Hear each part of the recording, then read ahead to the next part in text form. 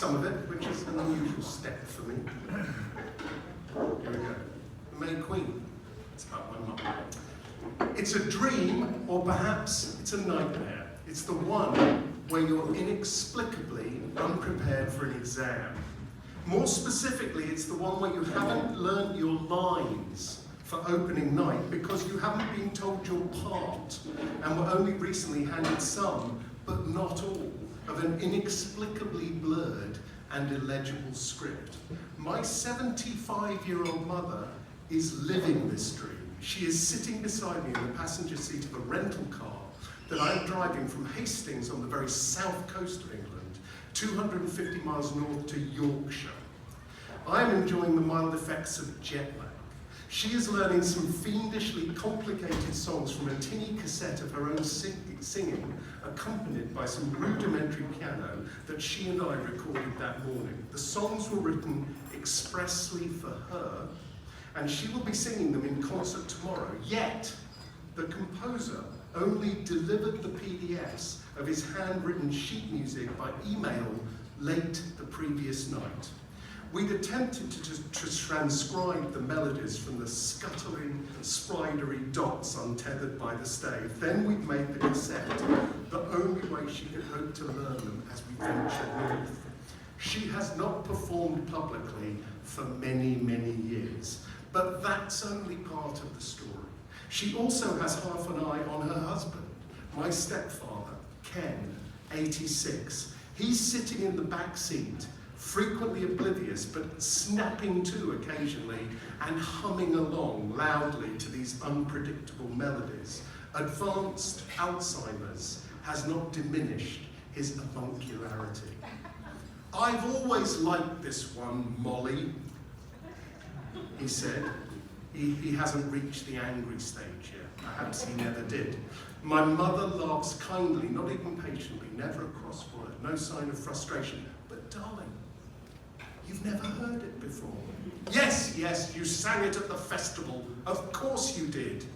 She stage whispers, which miraculously he never hears. He thinks he knows it. I nod. She says, he's the only one who does. We should do his version. Let's rewind it and hear it again. She presses play on the stereo and sings along. And Ken starts humming again, but louder. It's now a brass band trombone accompanying some diaphanous satie. I drive, my mind is elsewhere. I'm sailing through tolls I've hardly registered. The fines will never be paid, which is the advantage of driving a rental on a distant continent. The songs repeat themselves on an infinite loop. Cambridge, Peterborough, Nottingham. I wish I would fully wake up. I wish Ken would fully fall asleep. We really should stop for lunch, darling, she says. It will be her final performance.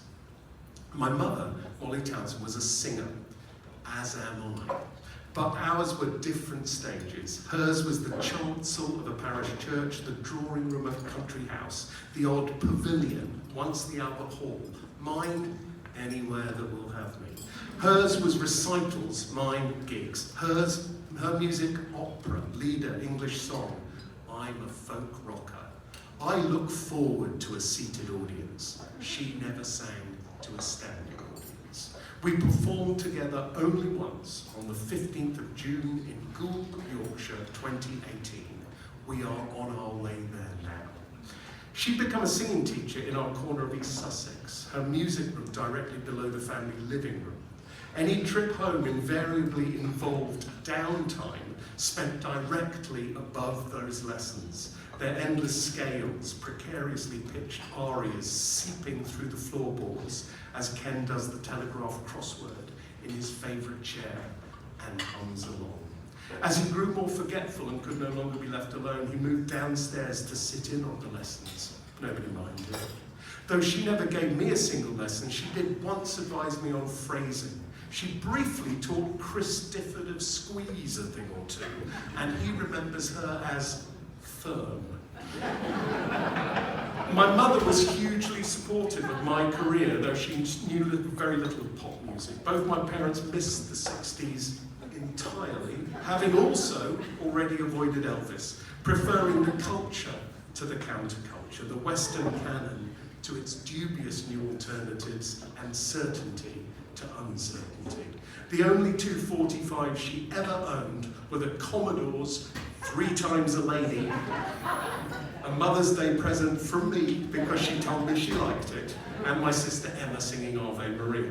Occasionally in recital she sang I Don't Know How to Love Him, Mary Magdalene's power ballad from Jesus Christ Superstar, the religious content of which appealed. Besides, she was in her genteel way, if not a fallen woman, then a mildly controversial one, at least in the eyes of the Church of England. An incoming vicar had informed her that he wished he hadn't known that she and Ken were not married, though Ken was, but to somebody else, because that vicar wouldn't be able to give her the sacrament with a clean conscience, the implication being that it would have been better if she had not told him. She didn't set foot in a church for many years. In fact, it was in that church that I heard her sing Andrew Lloyd Webber.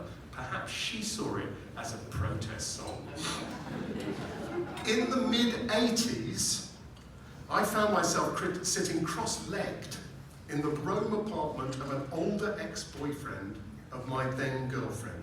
He was impressing us with his record collection and sensing that the reggae was making no impact, put on a piece of music by a composer named Gavin Bryars called Jesus' Blood Never Failed Me Yet, from an album on the obscure label that twinned it with the sinking of the Titanic, just 2 sidelong pieces. And it blew my mind. A tramp's frail but determined voice singing the single lonely voice of a gospel hymn. Jesus' blood never failed me yet, never failed me yet. Jesus' blood never failed me yet. That's one thing I know, for he loves me so. That verse looped over and over as the orchestration built inexorably beneath him to overwhelming melodramatic, yet somehow understated effect. It's a real trance single. By the time the piece ends, you feel as if you've known it all your life. And on my next trip home, I was looking forward to letting her know about Jesus' blood. Coincidentally, there was, on the hall table, a copy of a colour supplement, the bulky, ad-filled, glossy magazine that accompanies the Sunday newspaper, the kind of lifestyle weekly that includes articles by a celebrity on my perfect room, and towards the end of the year pads itself with top 10s of musicians to look out for in 1987. And there, oddly enough, on that very page, was a picture of Gavin Bryars, apparently still an up-and-coming composer at 45, the same age as my mother. She read the puff beneath his piece. That's a funny thing, she said. I knew a boy called Gavin Bryars back in Goole. We walked together to school, hand in hand. He wore mittens. I can't remember whether I confirmed this on a liner note or in the library, but it turned out that Bryars was from Goole, the unlikely cradle of my mother's preteen years, a port town on the bank of the Ouse River in the East Riding of Yorkshire, 30 miles west of Hull. My grandparents had moved there during the war in 1943 for his work, my mother making her debut on the journey north. Goole rarely came up. However, as though life had really begun when she returned south, aged 11, after the death of her father, to become the most southern person imaginable, without even the faintest trace of a northern accent. And she had never seen Gavin Bryars again. Jesus' blood, meanwhile, flowed elegantly through time. On a London tube train, I was reading a Tom Waits interview in NME. When asked if he'd ever thought of doing an album of covers, Waits listed some songs he had lined up. I Just Want to See His Face by the Rolling Stones, Cole Porter's Every Time We Say Goodbye, and an old hymn called Jesus' Blood Never Failed Me Yet. I like that song, he said. I like Jesus songs.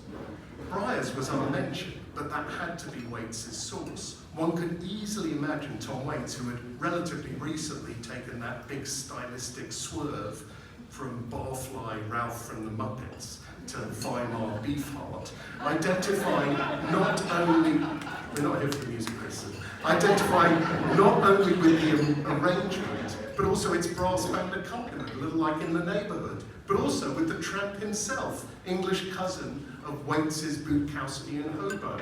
And sure enough, a few years later, in 1993, as inevitably as these not at all inevitable things are, Brian Bryce was asked by Philip Glass to reimagine Jesus' Blood for his Point label, and a new version of that piece was released with Tom Waits singing along, duetting with the original Tramp. And at the zenith of Jesus' Blood's highest profile, the new 74-minute version, shortlisted for the Mercury Prize in England, a UK trip of mine happened to coincide with the Gavin Bryce performance at the Queen Elizabeth Hall on the South Bank. And as I left the concert, I passed a desk in the foyer where Gavin Bryce would apparently be signing CDs in a moment, so I joined the line.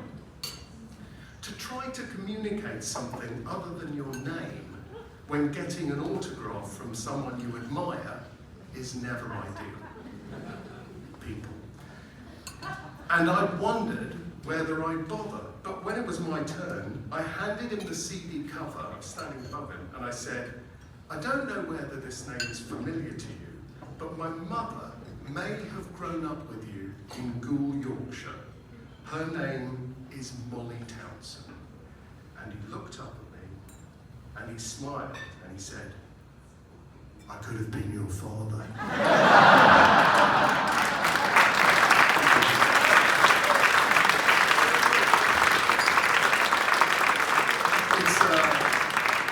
Thank you. I've never heard that before. It's a much longer piece that culminates in the actual concert that my mother and Gavin and I did, which was the only time they met, and the only time she and I performed together, and the first time they met since whenever that was, a long time before. Anyway, so it's in that magazine, which is a beautiful magazine, if anybody's interested. And now, because I've taken up quite enough of your time,